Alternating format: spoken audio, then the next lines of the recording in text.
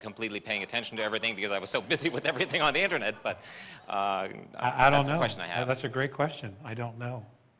Okay. I wouldn't see why not. Okay, I guess we have to figure it out. Maybe one Uh-huh. of my little side jobs I've got to do. Anyway, last question I have here so I can let some of the other folks get back in here. How do you deal with the greed issue?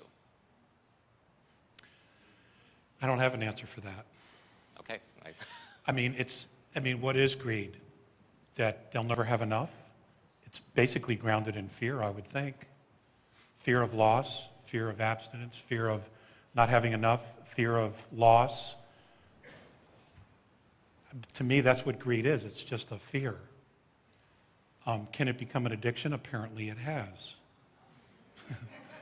But I personally don't have an answer for that. Well, thank you from the internet audience. Okay, thank you. Yeah, I just had, you had mentioned about possible coming changes, like on a geological level. To me, it seems so chance. Like, I'd appreciate maybe some thoughts on, your thoughts on, do we just trust our intuition as far as where to go, what to do, how to plan for something like that, or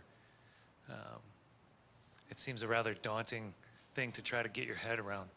Well, you know, change occurs all the time. And you do things intuitively all the time as well, whether you realize it or not. You might change the way you go home one day and do something different, and then when you get home you find out that right where you would have been there was a horrific car crash. That in fact just happened to my wife. And she did something completely out of the ordinary for her. And she would have been right there. So, you know, everybody has their guides, everybody has their own intuition. I'm not always the most intuitive at times either. But it's just, it's the only way I know to answer this is you just learn to trust yourself. It could be that you'll be guided to go out of town when something happens. I don't have that answer. Or you will be right where you don't think you need to be, but you're going to be there for a very, very good reason.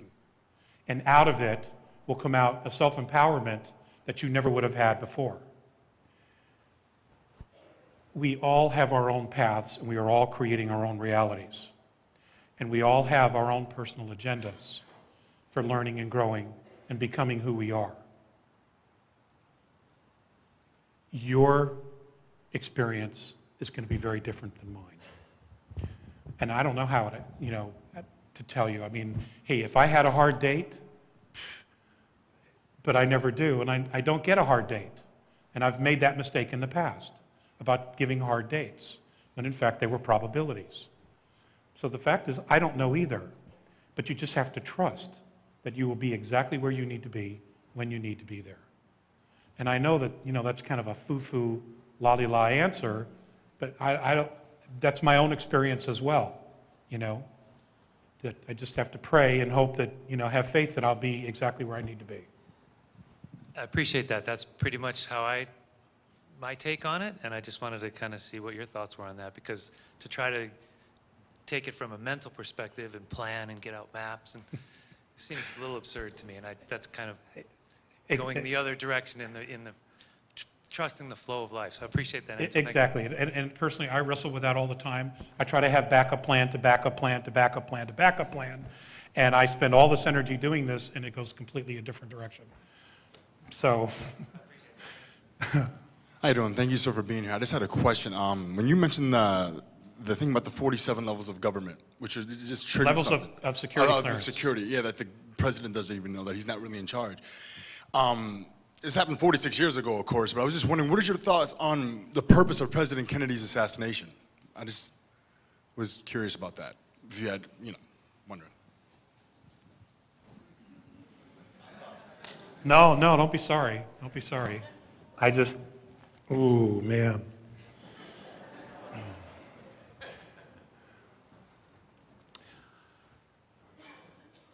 Okay, I will tell you my perspective on that.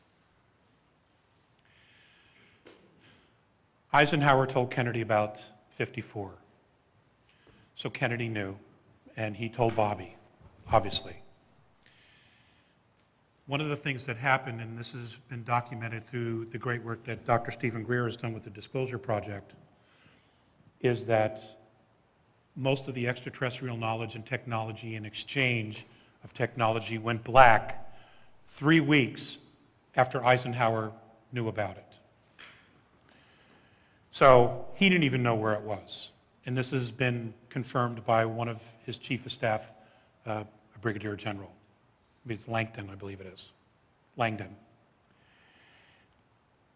So he shared all this with John Kennedy.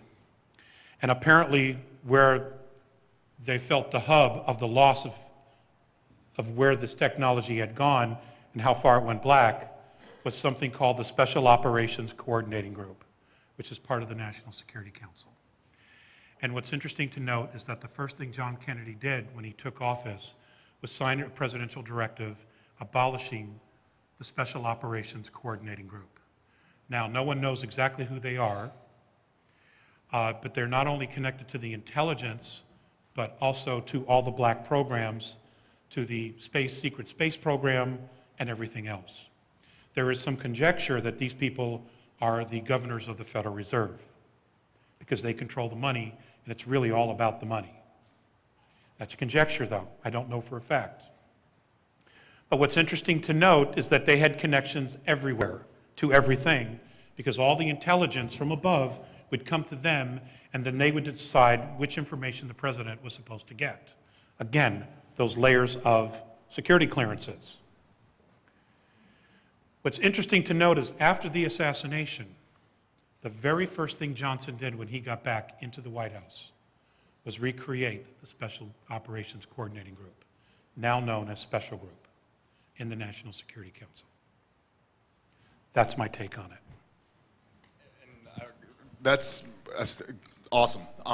But that time during the 60s, of course, it was like, of course, like 4 more. Are they all like just kind of series of random events, or are they all different, like, King and Bobby and, are they just all random occurrences of lone nuts like, James Earl Ray and all those guys in Surrey, or are they just a part of that whole thing? I think that there are programs that overlap all the actions that occur in each country. Yes, there are some lone nuts or individuals that do things. But there's also at the same time an overwhelming amount of evidence that many people have been brainwashed and created to be hitters, to go wet and take out people. So I don't know. But again, let's go back to Operation Paperclip. A lot of the brainwashing and mind control technology that the Germans had been given was brought over here. And they just continued operating here under different names with new passports.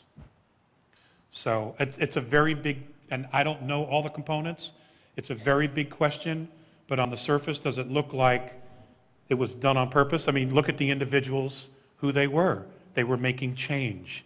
They were creating an awareness. They were behind a very powerful, or the focal point of a very powerful movement for change, to make things happen for the betterment of everybody, okay? And that's, again, that is the pyramidal power structure. You lop off the head, loss of knowledge,